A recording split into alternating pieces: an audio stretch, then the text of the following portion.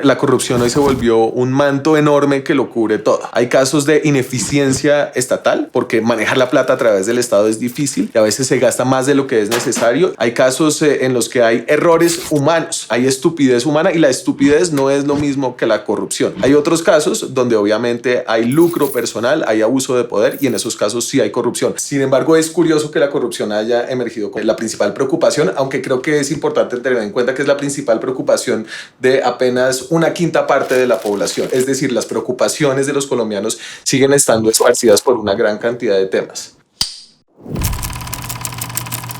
Eso tiene que ver con una sociedad que es urbana, que empieza a ver otros problemas, a cuestionar a sus líderes y a la forma en la que esos líderes manejan las finanzas públicas. Sin embargo, creo que hay un arma de doble filo. Eso está generando una sociedad decepcionada de sí misma. No hay nada en lo que se haya estudiado sobre corrupción que nos diga que Colombia es un país proporcionalmente más corrupto que otros países al menos comparables de la región. Sin embargo, está la sensación de que el colombiano es esencialmente corrupto. Eso no es verdad, no es verdad. No hay evidencia para comprobar que eso sea cierto. El hecho de que la mayoría de colombianos obedece la ley, pagan impuestos, no sobornan a los policías de tránsito, es el fundamento sobre el cual se puede construir una sociedad en la cual la corrupción sea la excepción y no la regla. Cuando usted es el único no corrupto en una sociedad de corruptos, las posibilidades de que usted tenga, porque le toca, porque definitivamente todo el mundo alrededor es un pillo, ser usted también un poquito pillo, pues son mucho mayores.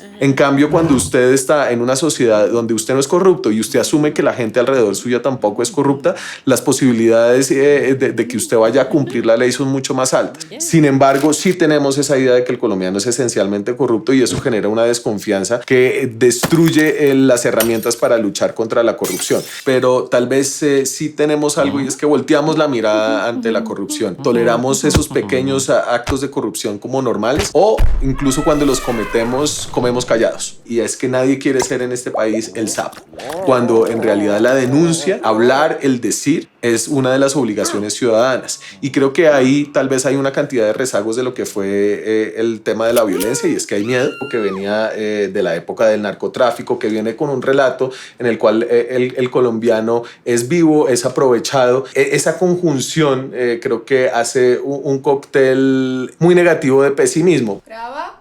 Odio la palabra escándalo. Escándalo. Escándalo. Sí. Escándalo. Es la palabra más utilizada después de polémica en el mundo periodístico. ¿Por qué un escándalo de corrupción? Lo que hay es un caso de corrupción. Esconde las sutilezas de lo que sucede en nuestro país alrededor de temas diversos que no siempre son corrupción. Y eso a su vez hace que la gente confíe menos no solamente en sus instituciones, sino en las otras personas que hay alrededor.